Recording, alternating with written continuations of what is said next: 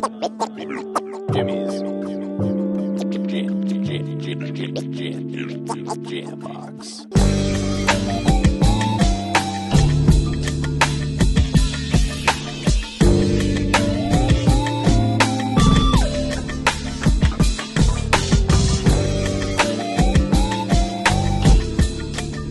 Keep jamming. Hello, everybody. Welcome to another exciting episode of Jimmy's Jam Box. We're here and we're back at it and we're about to get on into it. But before we do, always make sure to like, subscribe, push all the buttons, do all the things. You know, I don't know where they are and I'm never going to know, but you do and I trust you. Now let's go ahead and get on into it. Here is today's guest. How y'all doing? It's 410Noodlez here on Jimmy's Jam Box. Hello. How you doing, Hello. brother? Thank you so much for joining us today. Super excited to have you. It's a pleasure, man. Just as a quick backstory, y'all, we hit him up last time we were here because there was a last minute dropout and like we were just scrambling, and on no notice, this man was just like, yeah, I'm in Tacoma. Give me like 15 minutes to find this and that and I'll be up there. We were like, oh, perfect. And then at the last second, we had one that was just so much more like in the last minute, like better option just to go with for smoothness. So we were like, yo, we'll be back. So this is the first stop on our return to Seattle tour. And we are super excited for this one. So let's go ahead and get right into it. Go ahead and introduce yourself a little bit. Tell us about, where you're from, what you do. Give us that like Tinder profile of your involvement with music. Tinder profile. I got you. First off, name is 410Noodlez. I already said that. I'm originally from Baltimore, Maryland. That's what the 410 stands for. It's Baltimore's area code. Okay. Yeah, and noodles came from my father. He passed. 1 second, baby. 1 second. He passed before I was born, and I was growing up. Is it okay? We'll be right back, y'all. All right, we're back. Go ahead and keep going where you were. Apologies, dad stuff gets in the way sometimes. But that's the life. Noodles, the nickname Noodles came from as I was growing up in my neighborhood back home. They call it Down the Hill, DDH. Okay. Basically, people used to call me Lil Noodles because my pop's name was Noodles when he passed away, and everybody knew my pop. So you're Lil Noodles, and eventually I got tall enough to where as I was looking down on most of these people calling me Lord Noodles, and I'm like, just call me Noodles. Just call me Noodles. I've been doing art my whole life, but I just recently got into music in 2020. Dropped my first song, started making music, dropped my first song in 2020, and just hit the ground running. You know what I'm saying? Hit the ground running. I dig that. Now, hold on, all my stuff got rearranged here. Now, do you play any instruments? I play guitar and piano. Okay, cool. Acoustic guitar and piano. I love it. Did you start on an instrument originally, or have you picked them up since you started doing like more vocal music? So, how I got into piano is actually kind of funny. I got into piano back in high school. There was a teacher named Mr. G, who I'm actually still pretty close with. We talk a lot. Nice. And he told me that if I heard him and some other people playing around the piano in the music room. I never took music class in any school, but I heard them playing it and I was infatuated. And he told me because I used to fight during lunch all the time. He's like, if you come here, I'll show you some stuff. Okay. Come bring your lunch here. I'll show you some stuff instead of going to the cafeteria and fighting every day. No, I got you. So I learned just some stuff. I would listen and just pick up on some stuff. Never really did anything with it until now. And stuff just comes back to me. And with the guitar, I've been just teaching myself, just coming up with my own melodies. I'm crazy, man. I come up with my own stuff. I dig that. Now, what got you into music, initially? What was kind of the starting moment? This deep. I was homeless. I was just got out the military. Discovered I had a child. Discovered I had a child once I got out. And that was when I was back home. I moved back home. Came back out here, was homeless for an entire year. Things got as low as sleeping in front of Lakewood Town Center on the bus stop.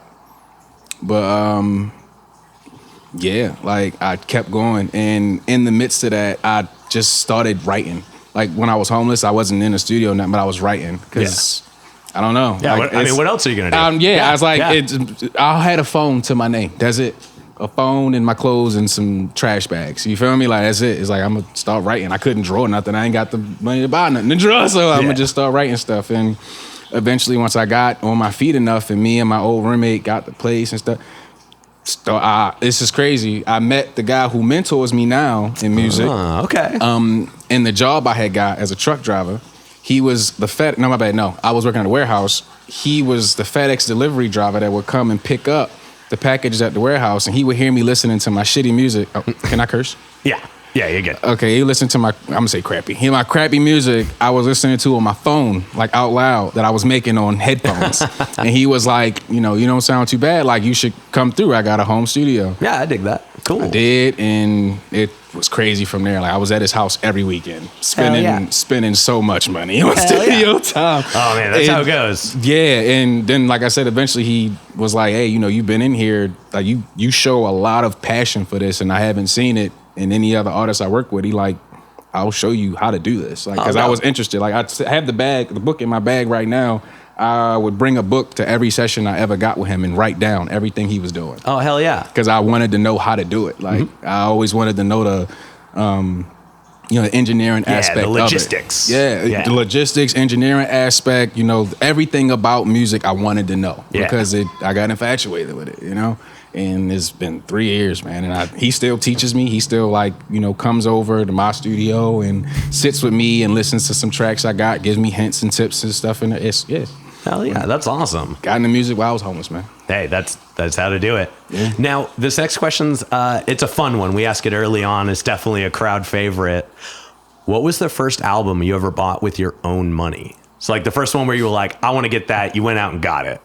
Ooh, okay. I don't want to make it a long story, but so I was in middle school. It was a teacher named Mr. Fishbine. Mm-hmm. He had got me a gift card because I was just one of those weird kids. And he got me a gift card to a place. I think it was called Sound something. It was a CD store in Baltimore, and he took me there. Okay, and this was like my first time having money to go and buy music. And I just would listen to what plays other than that. And I ain't gonna lie, at the time, huge Kanye fan. Okay. I bought the 808s and Heartbreaks album. You know what? That was the first and only album I've ever spent money on. I think the person I interviewed yesterday said that was also the first album that they bought. Yeah. Yeah. That's crazy. Hell yeah. That album took me places mentally as a child. I mean, regardless of your stance on Kanye today, because, stance on Kanye today is a stress topic. Hey, I like to stay out of stuff like that. Yeah, but the music, when we were growing up, it was definitely iconic. You know what I mean? Like, it had its foundation. He was definitely doing stuff at the time that nobody else was really doing the same way.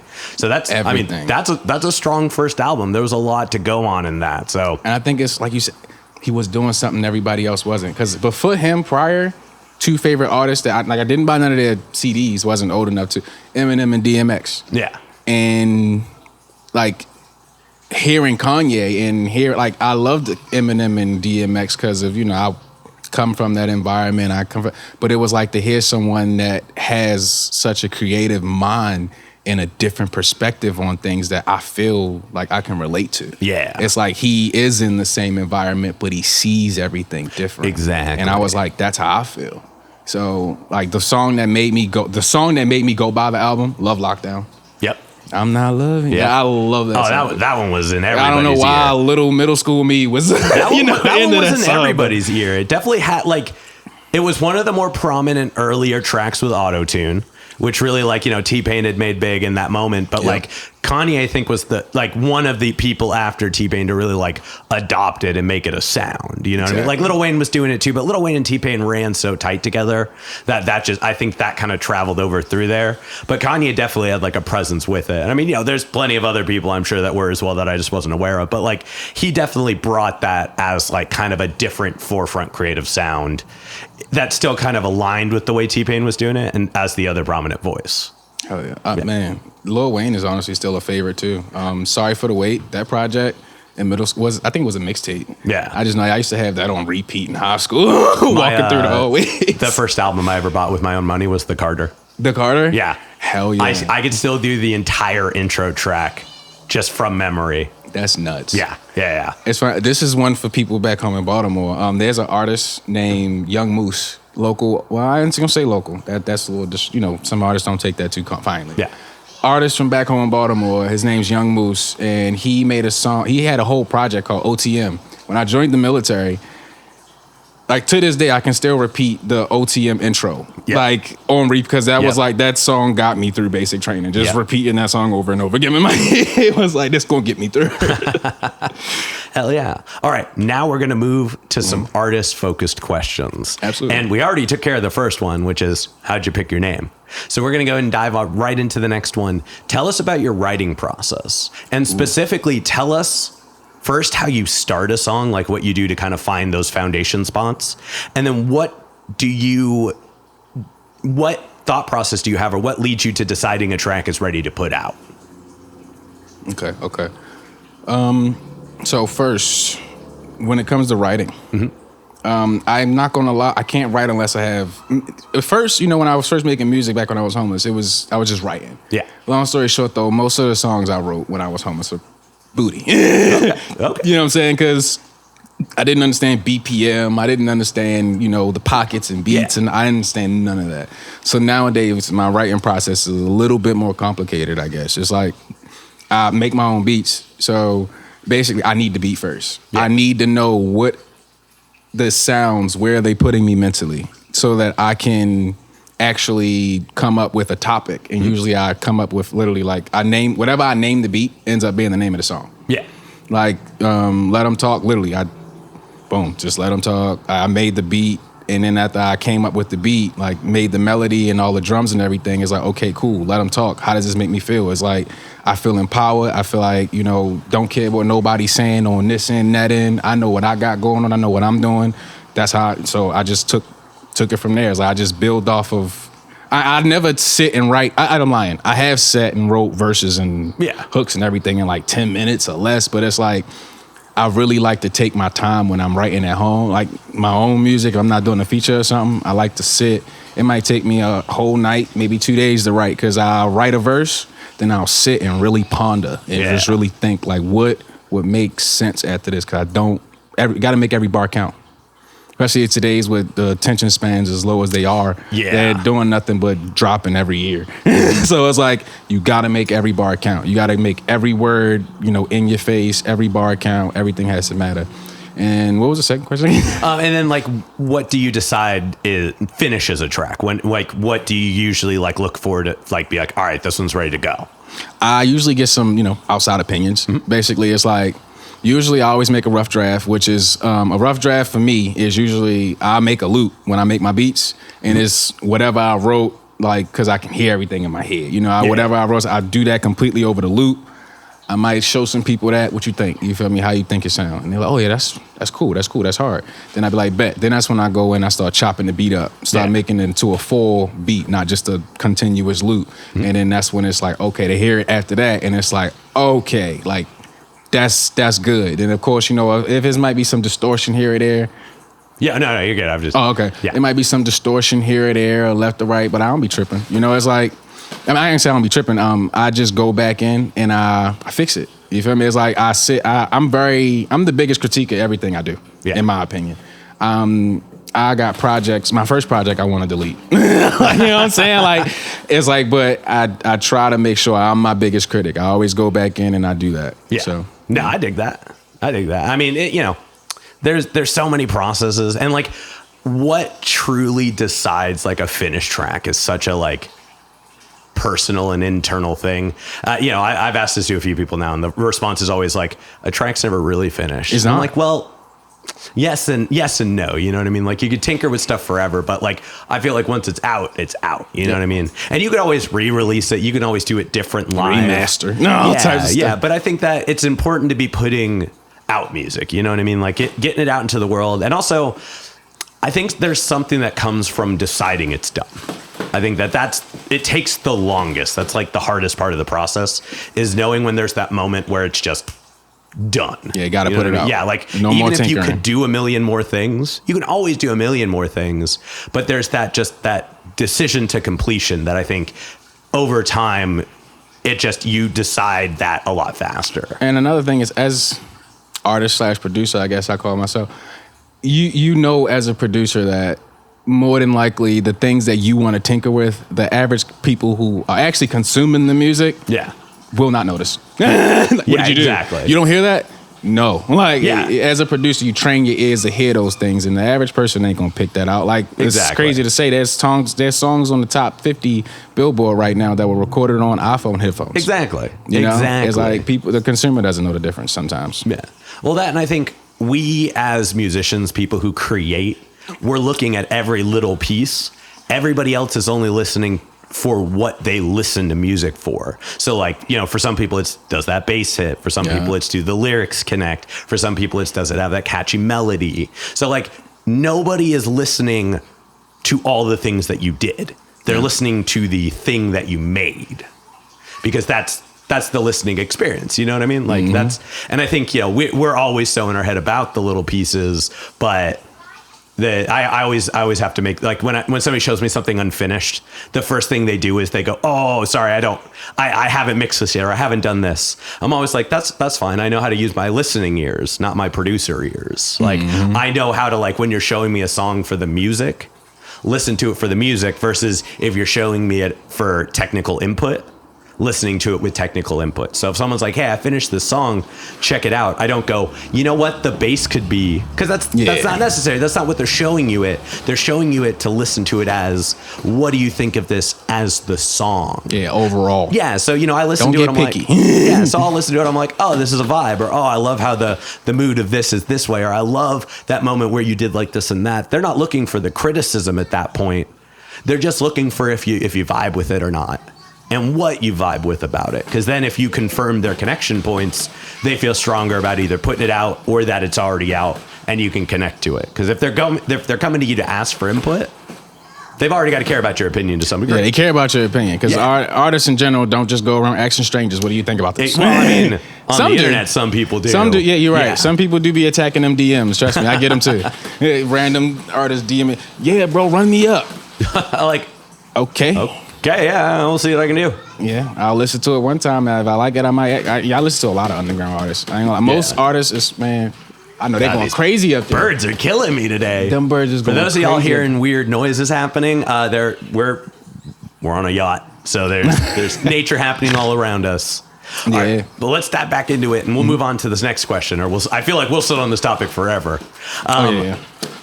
Tell us about either your most favorite, or if you have too many favorites, like the wildest show you ever performed at, or if you have one for both. Wildest shows.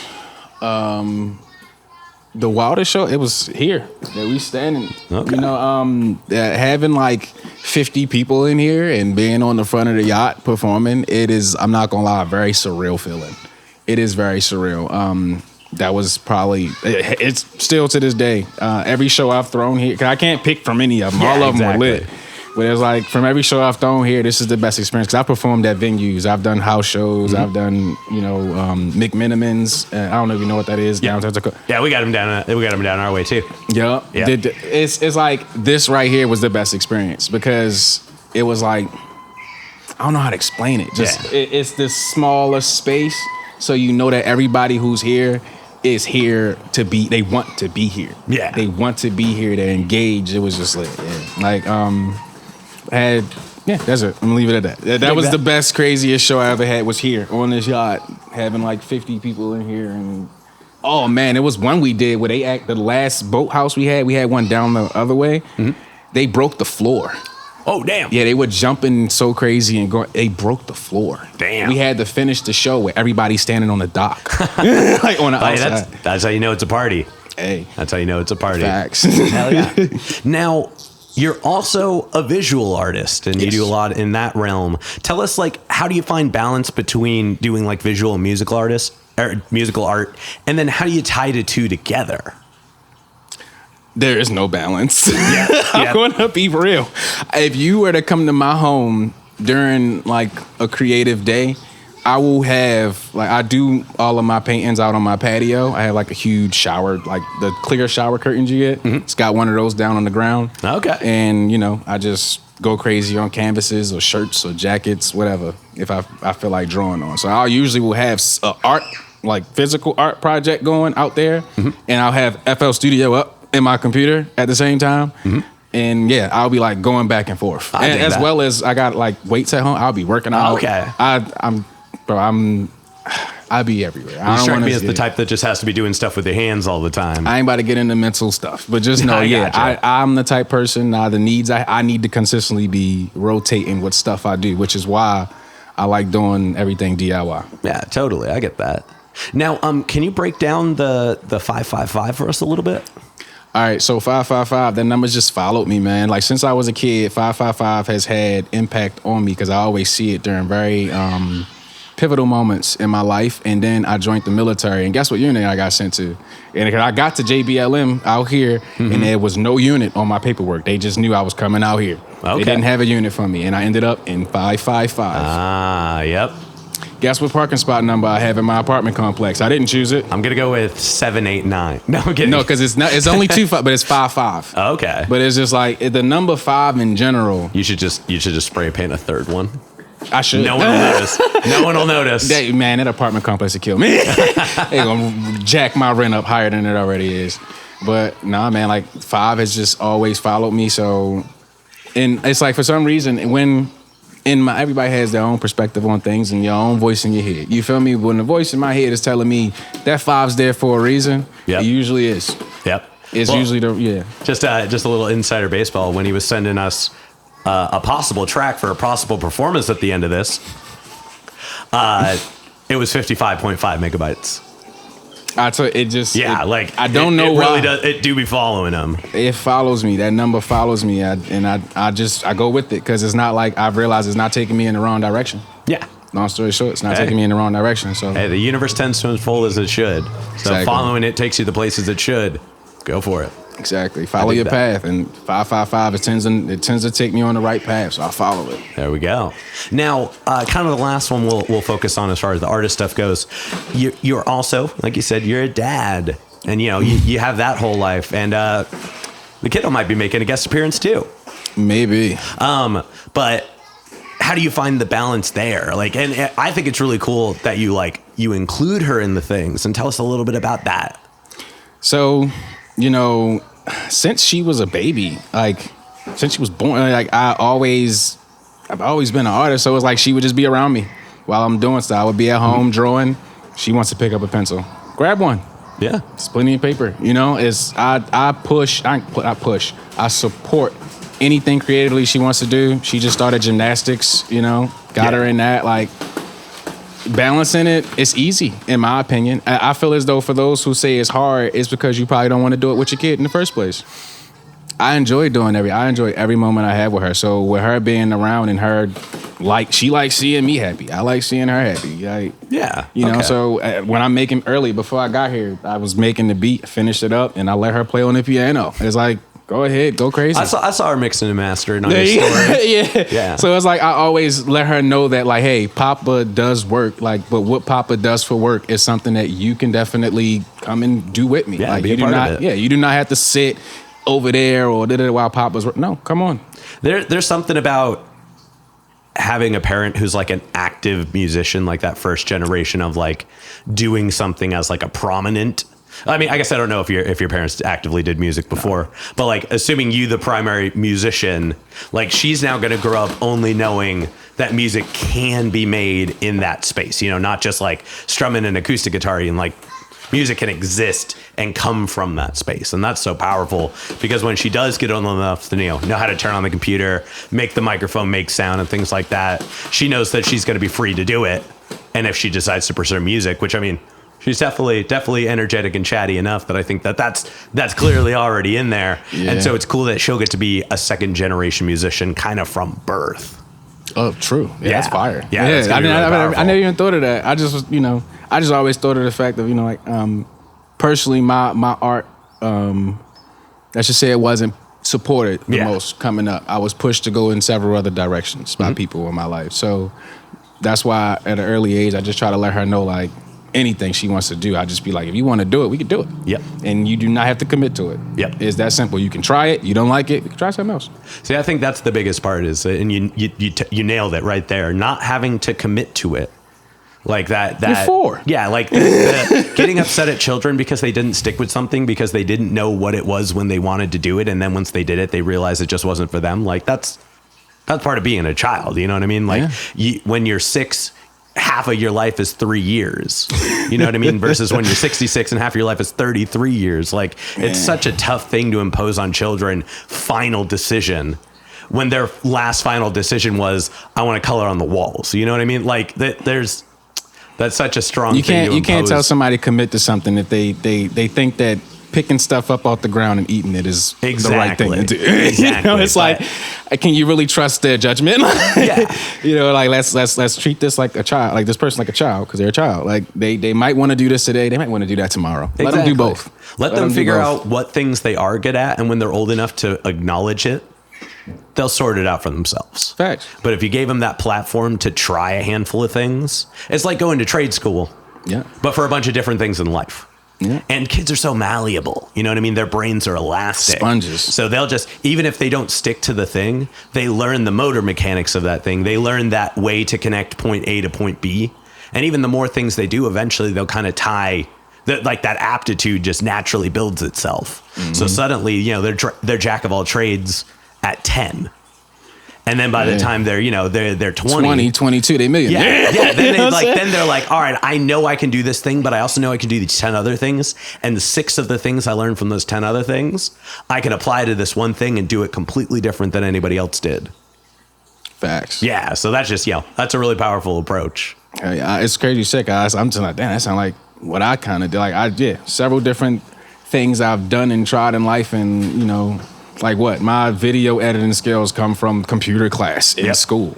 That's how I know how to do video editing. People are like, how do you know how to video? Bro, I paid attention in computer class in school. I just remember the stuff we learned in there, and I'm just applying it to this, what is software I'm looking at right now. It has a cut button. It has it's just simple. It's like all the buttons are the same buttons, just in different spots. In different spots with probably a different logo. That's it. Yep. Same thing. Hell yeah. All right, now we're going to move on to some hypothetical questions. These are the ones like the what ifs. Okay. And the first one, it's those birds is going crazy today. If you could work with any one artist who's currently alive, and if they're a member of a group or band, you still have to pick one member of the group or band, who would it be? And in what capacity would you work with them? I already got it. Serge from System of a Down. Okay. Yeah. Okay. His voice lives rent free in my head. Yep. I could dig that. That's a really unique answer. I love that. Yep. And just having listened to your music, I get it. If anybody happens to know Serge from System of a Down, let's make that happen. Hey, listen, I'm not gonna lie to you. I tell myself every day mentally, it's gonna happen. Everything I want to happen is gonna happen. One day I'll be standing in the room with Serge, and we're gonna be in front of some studio equipment. Hell yeah, I love that. And I'm gonna get to hear him sing and come up with some lyrics together. right in my face. That's perfect. Yeah, like I said, man's voice lives rent free in my head. He got me. System of a Down is like one of the only. I'm be honest, it's the only like celebrity like level artists that I follow with a blue check. I don't follow anything else because I'm not gonna say I don't care. Not that invested. System of a Down, literally, like as a person who's been, through a lot of stuff, mentally, depression and all that stuff, and they got me through all that. Yeah. I'm just being real. System of a Down. Listen to their music every day as a kid. All their music was kind of a hit. Like every song's a hit. They didn't miss. They didn't miss. Even when they dropped that double album concept, and that's tough to pull off. Like even when E40 did his double album concept, Suit and Sweat, there were a lot of tracks on there. There were a couple misses, but listen, I'm not gonna lie. Even though I do make rap music, I don't listen to a lot of rap. I mean, I think that there's so much music out there. It's fine to like listen to different styles of stuff. Like I listen to everything. Like anybody that I've like pulled up for to like do stuff. If you ever listen to me pulling up in the car, it's a completely different style of music every single time. Like I don't think just because you make a sound means you have to listen to a sound. You know what I mean? Like I think some of the greatest artists always look to different influences. You know what I mean? Like a band that I really like, the name is Chromeo, and they're like electronic funk. Oh, I gotta look them up. But they like P-Thug, the main like musician, he does a lot of synths and productions of beats and stuff like that. He's always referencing like music from the 70s and 80s. Like that's what he grew up on. He grew up on like a lot of the early like funk stuff, and then also like the G-funk era and later on in that. Even though that's not like the style of music that they do, that's just where he found inspiration, and then started working with his musical partner Dave One, who is very like guitar singer songwriter, very like sultry and swanky. And they met in the middle on the way that they make sound, and now it's, you know, a little more unique because of that. I gotta hear this. Yeah, now they jam with a full band too. It's wild. Have you seen them live? Oh yeah, I've seen them live 3 times, and it's been incredible every single time. You want to hear something crazy? I've never been to a big show. Oh shit! I've never been to like a first big show I ever been to was with a business partner of mine not too long ago. We didn't even go there for the show. It was just for like research and business purposes. Yeah, and we went to the Sublime show. Okay. Yeah, it was just to literally talk to the people at the amphitheater about business and stuff like that, and just see about things, look at the crap, and we was out. I never actually been to a show. Damn. And it's not like because I don't want to. It's just I don't know. I'm weird, man. You know, my head stays at work all the time. Yeah. I'm constantly in work mode. You know what I'm saying? Yeah, I get it. I don't even get to go to a lot of local shows because I'm doing this all of the time. You know what I mean? Like I get be invested in it. I feel it. Coincidentally, my very first show I ever went to, it was Ozfest 2004. Ozzy? Yeah. Ooh. Well, like it was that whole, like, there was like, you know, 50 bands playing. It was like a huge festival. Yeah, that sounds like, crazy. That was just and you know, like I was like 16. I had like just started, like, I think I like just finished my first year of high school or something like that. And so I was just like, yeah, I want to go to this. And like my dad wouldn't even take me. So my mom took me. She drove me up to actually not too far from where we are right now. She drove me up to the Tacoma, Seattle area to go to it. And so like my perspective of like real shows like kind of was that first. And then I started playing local shows. I was like, oh. And then I started going to like things in between where it wasn't like, you know, 3 stages and all day long. And I was like, oh, okay, I get it now. Like, so it was like, I went backwards. I went from like huge to like regular size things. And it's definitely was a shift in perspective.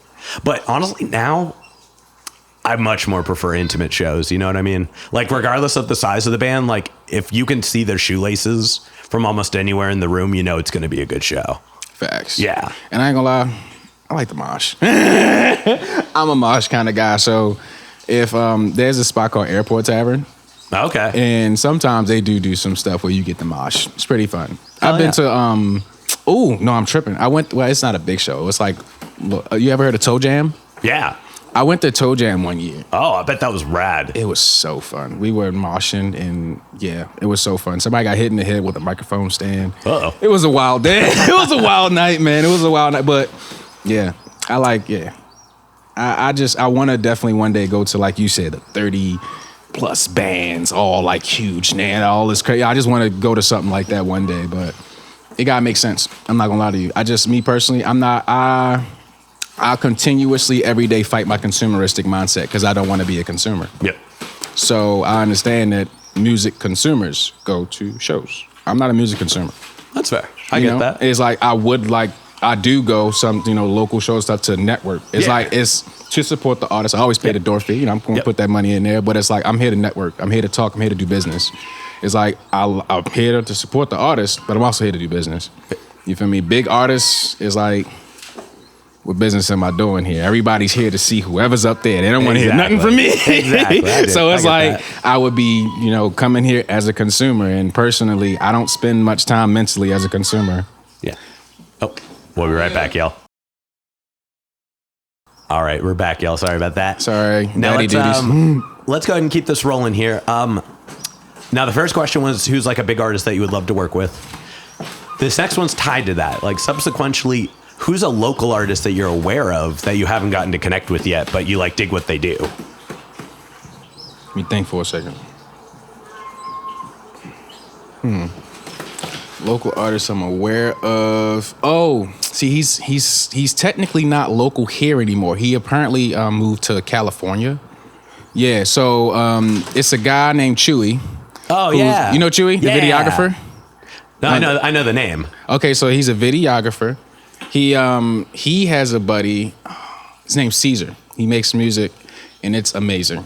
Like, he's not that, not blown under. He's a local artist, but he was here. Like, he literally, some of his music videos are in local like bar spots and stuff. Oh, cool. But they're so fire. His videos are fire. His music is fire. We follow each other on Instagram, but it's like I know he's in Cali now because the guy Chewy that told me about him and exposed me to his music and everything to let me go down the rabbit hole of Caesar is like, oh yeah, but he's in Cali. Well, how am I work with him now? Like, it's like I get it's digital, but I would really like to sit in the studio with this guy. He sounds amazing. Like his ideas are crazy. Yeah, same Caesar. He's really fire. Really fire. When we go to LA, maybe later this year, we'll have to see what we can do. Get connected. Hey, listen, he doing his thing down there. He just dropped another video. It's crazy. Everything he drops is crazy. Hell yeah. Everything he drops is crazy. I dig that. All right, now we've got one last hypothetical question. Mm-hmm. If you had to pick a completely different genre than any other genre you performed before, so if you've like done a style on one song, it's not you can't include it in this list of possible ones to pick. But if you had to pick a completely different genre to do, and you would be equally as proficient as you are in your main genre now, what would you pick? So you say I haven't done it before? Yeah, so you have to have not done it before. Ooh, well, no, I've done that. Okay. Because I've done a lot of different types of music. I know this one's always a lot of fun because the people have to be like, I ain't gonna lie, it would have to be something like what is it, like bubblegum pop type stuff. Like it would have to be something along those lines because that's the only I can admit it's music I don't listen to often unless I'm around someone that listens to it and that I haven't tried to make. But like I've tried damn near everything else. I dig that. Like, I dig that. Yeah, I've tried damn near everything else. Hell yeah. All right, so now we're going to go ahead and officially start wrapping this up. Tell us about what you got coming up next. Let's say like end of August and onwards. All right, bet. So right now, August, we have a single coming out. It's going to be called Adapt. It's the first single in a long time I'm actually spelling with regular letters all the way through instead of... So it's not V's for the A's. Yeah. The thing is, there was a hint behind the V, 5. Mm-hmm. Is V. So that's why I've been throwing little lore stuff out there. It's like whenever you see a V, it's me hinting at the fact that the 5 is important. Because like I said, 5 projects this year, 5 songs a piece. Okay. That's what I'm doing to build that catalog. And I got the song Adapt coming out next month on the 5th. I made the cover art. I love it. I ain't gonna lie, the cover art's so fire. And it'll be dropping on the 5th, and that is going to be leading up to the following month where, I might or might not drop another project or a single from that next project. But there's another project in the works. Okay, I dig that. Always working. I dig that. Mm-hmm. All right, and then for this next one, go ahead and look at the camera and tell people, how they can find you. Give us the ads, the plugs, the way that they can reach out to either you or your music. It's too easy. You can go to www.410noodlez.com. Merch, every platform I'm on, any and everything you want to see is on there. And thank you, Jimmy Jambox, for the opportunity. And if you're looking for me on socials, it's at 410Noodlez everywhere. Perfect. All right, and then any other shout outs, any other plugs, anybody else you want to put on while you're on here? Let me think. I got to give love to some of the first artists who adopted me as a creative when I got to Tacoma. Because like I said, I'm not from Baltimore. Astral Trap, Scully Vega, and Cole Boulder. They're from it. Those 3 individuals as artists took me in as a friend and, as a fellow artist and showed me around and, continuously still do introduce me to so many great people around here. So shout out to them. Hell yeah. All right. Now I'm going to go ahead and steal the camera for a second before we do this last question. As always, y'all make sure to like, subscribe, push all the buttons, do all the things. I'm never going to know where they are, but I trust you. Now let's go ahead and ask this final question. What is your guilty pleasure song? Ooh, and have fun with this one. If you don't have like one per se, what's just like a silly song? You know what I mean? Guilty pleasure. I'm not going to lie to you. So people don't hand me the aux cord, man. I'm one of them. Don't give him the aux cord because things I like, people tend not to like. The first thing I like going with the first thing that comes to mind. That's how I do everything. First thing that came to mind when you asked me that question was Mad World by Gary Jules. Okay. Yeah. Okay. Man, I'm curious how many more people will know that one. They won't. Yeah, go ahead. If you happen to know it, put it in the comments. Let's make that a thing. That's pretty rad. But that's a solid choice. I listen to a lot of music, man. Hey, like on repeat, I've had Lacrimosa on repeat. I'll send you the playlist from the first year of Jimmy's Jambox when it started as like just the radio format. It's only like I think 6,500 songs. It's only 299 hours of music. I don't care. So you might find a couple things you like on there. Yeah, I'm just gonna play it and just listen. That's like I listen to music all day, man. Hell yeah. Literally. Hell yeah. All right, y'all. We're gonna officially wrap this up, but before we do, we've got a little surprise, so we'll be right back.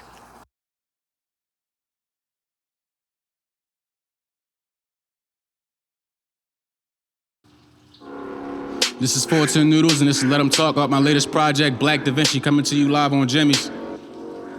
Yeah.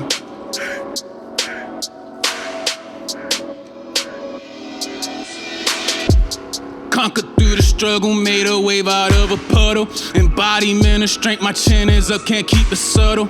16 ball assaulted, God, I'm scary, he in trouble. Seeking vengeance with my pen, I'm in your face to pop your bubble. You can't catch what must be fumble, shake back, make it double.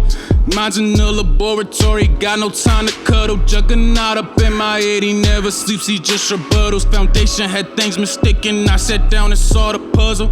Ammunition clicking, twisted visions from the mission. I'm focused, I'm on the throttle, never seek it, want submission, yeah. Apparitions vivid, may call it a superstition. My story was simply printed, my evil never forgiven. I'm bothered by what I hear, but I constantly see what's written. Talk from behind your keys, I won't bother reading the sentence. For all of you in attendance, the steady pushing my limits. Just wait for me by the entrance, I gladly become your villain. Let 'em talk. Pushing forward, manifested what is forming. Focused on the light, the message is important. Energize a bunny early every morning. Never step to me, this is your final warning. On it, manifested what is forming. Focused on the light, the message is important. Energize a bunny early every morning. Never step to me, this is your final warning. Rose grew out the concrete, I'ma put my name on Wall Street. Drive is stronger than your heartbeat, tenacity built in me. Skin is blacker than your coffee, I can't trust nobody. Hardly bite the hand that feed him Charlie, the wrath is instilled in me. Pushing forward, manifested what is forming. Focused on the light, the message is important. Energize a bunny early every morning. Never step to me, this is your final warning. And it's forward, manifested what is forming. Focused on the light, the message is important. Energize a bunny early every morning. Never step to me, this is your final warning. Yeah.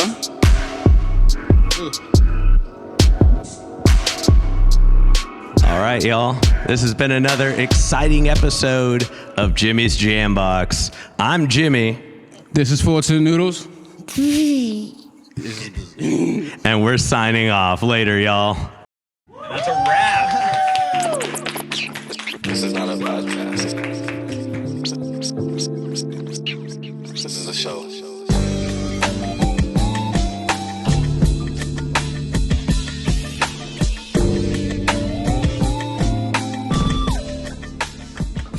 Keep jamming.